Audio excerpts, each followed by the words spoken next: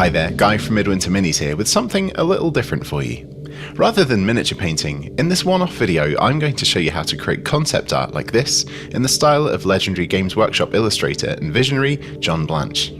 If you're unfamiliar with the name, John has been creating concept and commercial artwork for Games Workshop since 1977, and along with a few other key artists is largely responsible for the dark, gritty visual aesthetic of the Warhammer 40,000 universe. And while his large-scale art is breathtaking and highly detailed, his sketches and concept work have a unique energy and movement, and what they lack in accuracy and refinement, they make up for in character and soul. And that's what I think anyway. I know the style of his work is quite divisive, but for me, the imperfect proportions and grimdark vibe he creates add this spooky charm to his work, a bit like Tim Burton's sketches or Quentin Blake's illustrations, or the grotesque caricatures of Gerald Scarfe. My personal style of drawing is more along the lines of Jez Goodwin's draftsmanship, more measured and less sketchy, but I'm going out of my comfort zone to show you that creating concept work like this isn't maybe as difficult as you might think it is. Let's quickly talk about the materials I'll be using in this video. First, I have a technical pencil. You can use a regular pencil if you like, just make sure you sharpen it to a nice point. You'll want an eraser, or a rubber as we call them here, to eventually remove your pencil lines. I have a black fineliner. It doesn't have to be anything fancy, just something to mark out your permanent lines. I have a paintbrush, and this is the same standard brush I've been using in my recent speed painting tutorials. I have a few inks on the go too, black, sepia, red and yellow. I have some white acrylic paint. Again, it doesn't have to be anything fancy. I've got a little jar of water to clean my brush and dilute the ink. Some masking tape to secure the paper. And I'll be working on this lap table as it might get a bit messy and I don't want any ink to get on my dining table. In terms of paper, we're going to be throwing a lot of moisture at it, so you'll want something heavy to soak it up without warping or breaking down. Canvas paper or watercolour paper would be fine, but your regular printer paper is far too thin. Big name brands obviously tend to be quite expensive, but you can go cheaper if you like. I got this pad for just £2, and as you'll see, the paper is absolutely fine for this purpose. You might also want to have a hairdryer handy to speed up the drying process. Before we begin, you want to spend a few minutes sketching out little disjointed ideas and have a concept in mind of what you're trying to put down on paper. It doesn't have to be complete, just some vague plan of shapes and loose details. As you can see, I quickly sketched out a sort of anti-grav platform, a bloated torso, a masked face, a snaking servo arm, a couple of weapon arm ideas, and one I scribbled out because I thought it wasn't that great. Now first, we'll use the masking tape to tape down the edges of the paper to stop it moving around too much. Now, using your pencil, start sketching out the rough shape of the figure. Work fast and loose and slightly abstract, and don't worry too much about details at the moment. This stage is all about capturing the dynamic and feeling and energy of whatever you're sketching. Now, I won't speed up any of this footage as it's quite a quick process, but if you want to jump to particular sections, I put timestamps in the description and pinned them in the comments. You can also play around with YouTube's playback speed settings if you want to see this come together more quickly.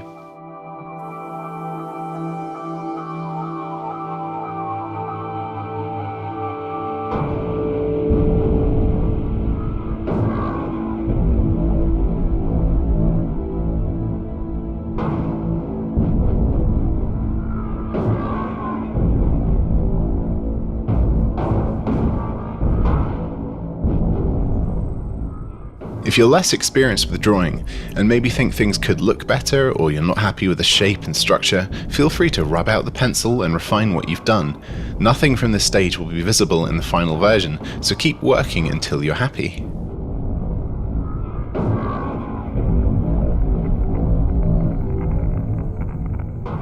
And once you're happy with the vague shape of things, you can mark out where the details will go.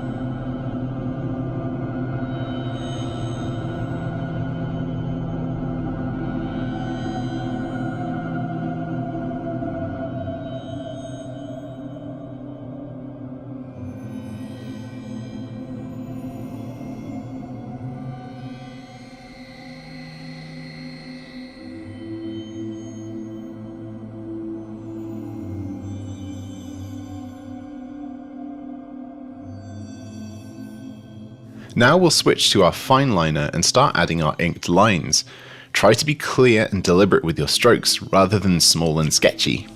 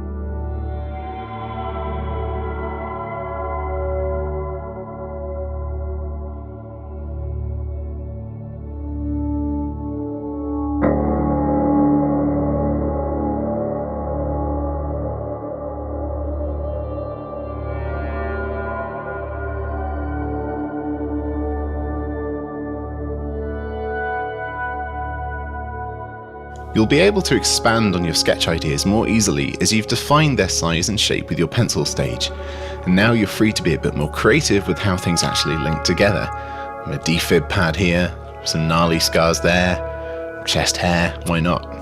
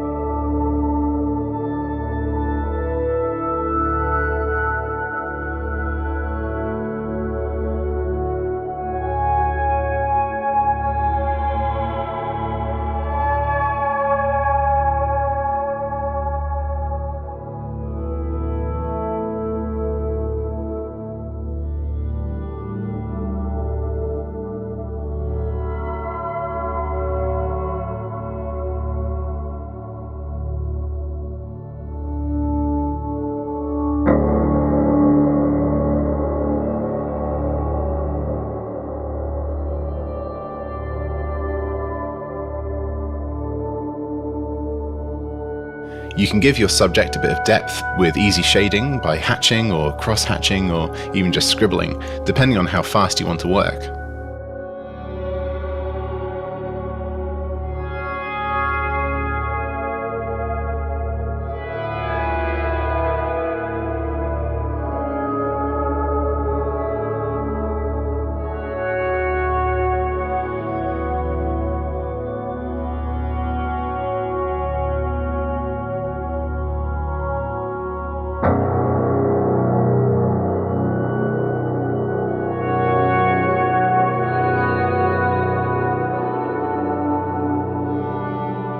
Now use your eraser to rub out your pencil guides. Pro tip, if you haven't got a dedicated eraser, a ball of blue tack will work just as well.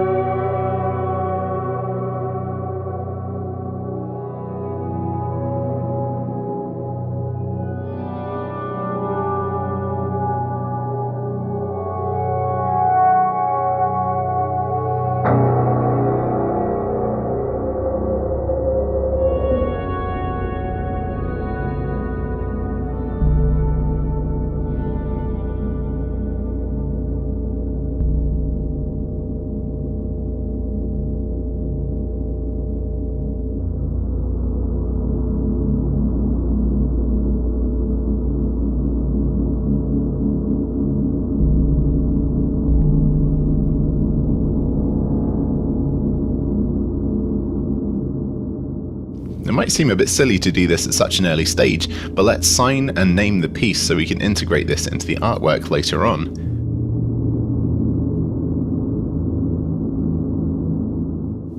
Add some masking tape over the image title to protect the text.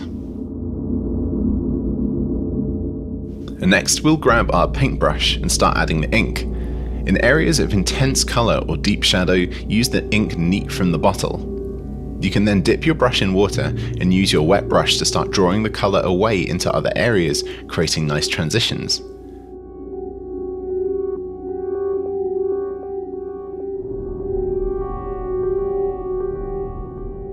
What you paint and where is up to you, but here I'm using the sepia ink to define the dark areas of the skin, washing my brush and drawing out the ink over the lighter areas of the skin. Don't worry too much about leaving highlights untouched, as we'll be creating these with white paint later, and really don't worry about staying too much in the lines.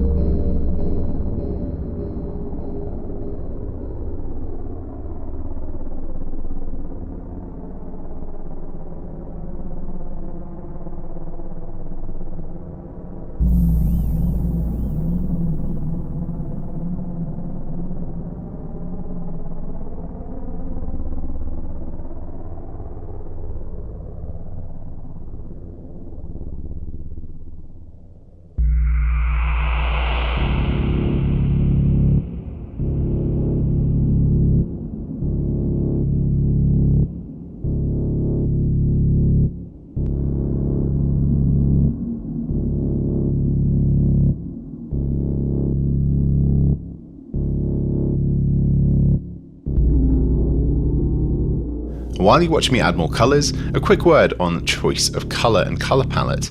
Blanche's work tends to gravitate heavily towards earth tones, with a very grungy palette of yellows, browns and reds. Blue is almost never used, apart from the occasional bits of turquoise, and if you're aiming to imitate the style yourself, try to stick with these grungy, warm, muted tones.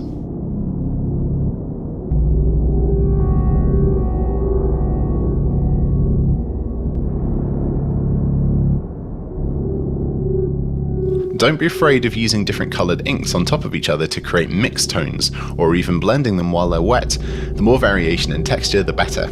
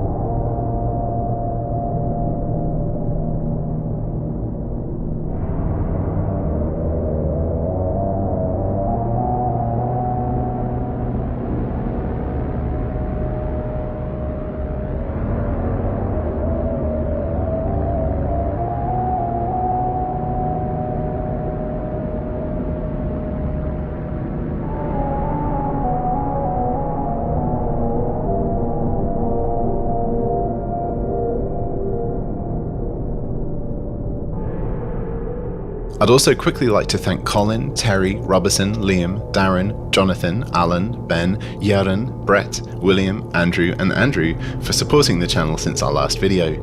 This helps keep us stocked of materials and models to paint for the community, and I'm really honoured that you all choose to help out. If you'd like to support Midwinter Minis with a one-off donation, there's a link in the description. Back to painting. You use your black ink, diluted a little to add shadows and desaturate any vibrant areas you want to be more dull.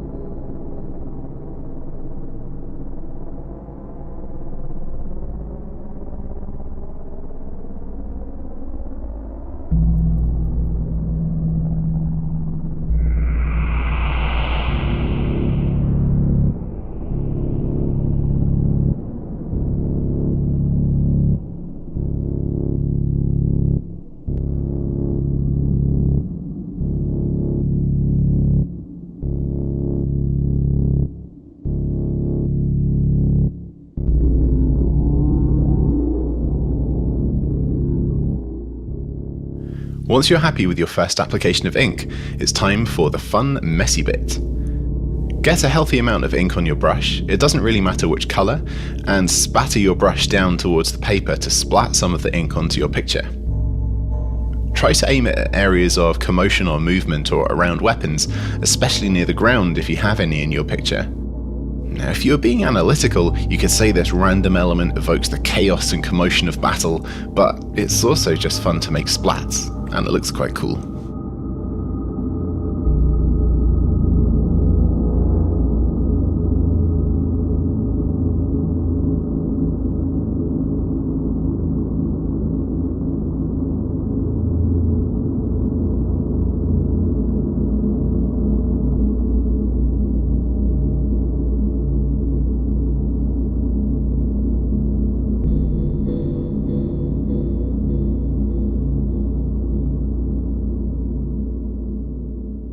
Give the splats a minute to dry and stain the paper, and then start using watered down ink with a very wet brush to start adding colour to the background of your image.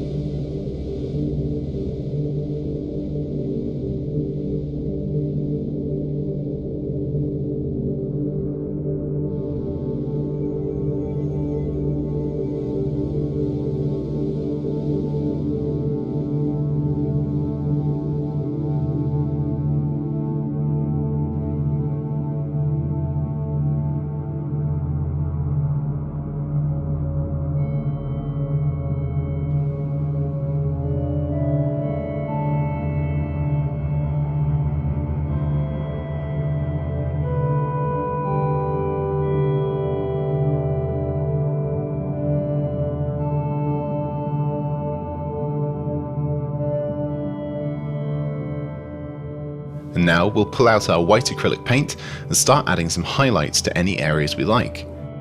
You'll find that regular artist acrylic are much lighter on pigment than miniature paints, meaning they'll apply with some transparency, which is actually really useful for this style of work as it makes any pen lines you paint over seem a bit more ghostly. You'll want to try to create smooth highlights on flesh and starker, more bright highlights on metal elements.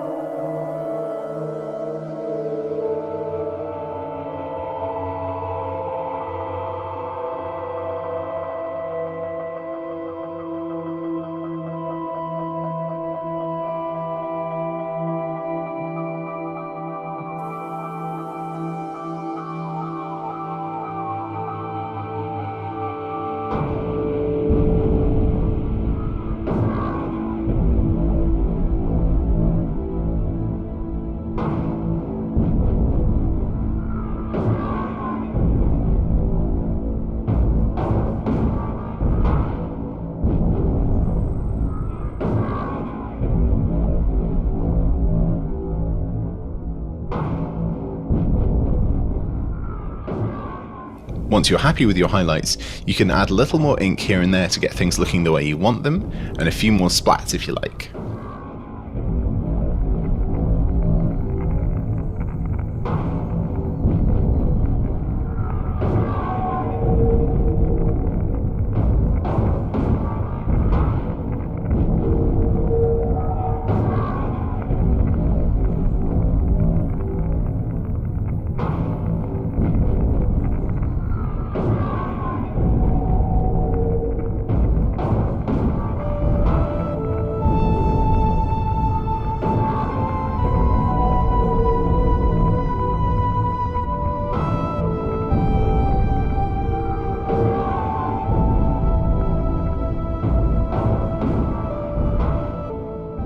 If you want to get this done fast, pull out your hairdryer and give the whole image a quick blast. Now you can go back to your fineliner and start reinforcing any areas you'd like to be more defined, and add any extra details here and there. Remember, this is a concept piece, so try not to dwell too much on the detail or little bits. A suggestion is often enough.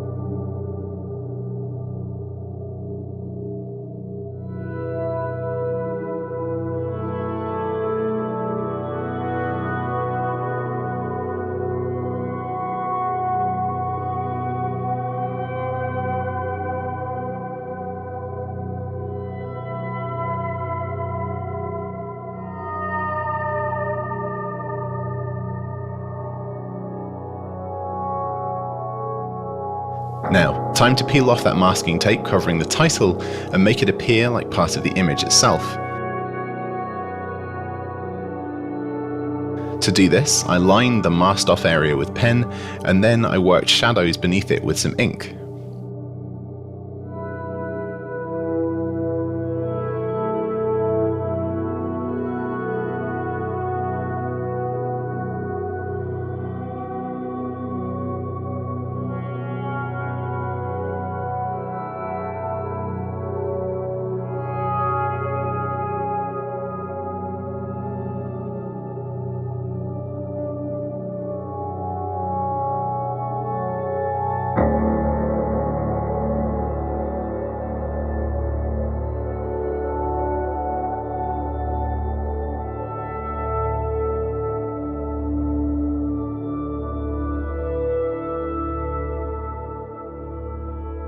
And while I had the black ink out, I also added some more definition to the anti-grav thrust coming out of the platform. I thickened up the text with pen and weirdly doubled my signature, which was pretty stupid in hindsight, but never mind. To finish the piece off, I threw a few more splats at it and gave the title card a splash of colour with ink too.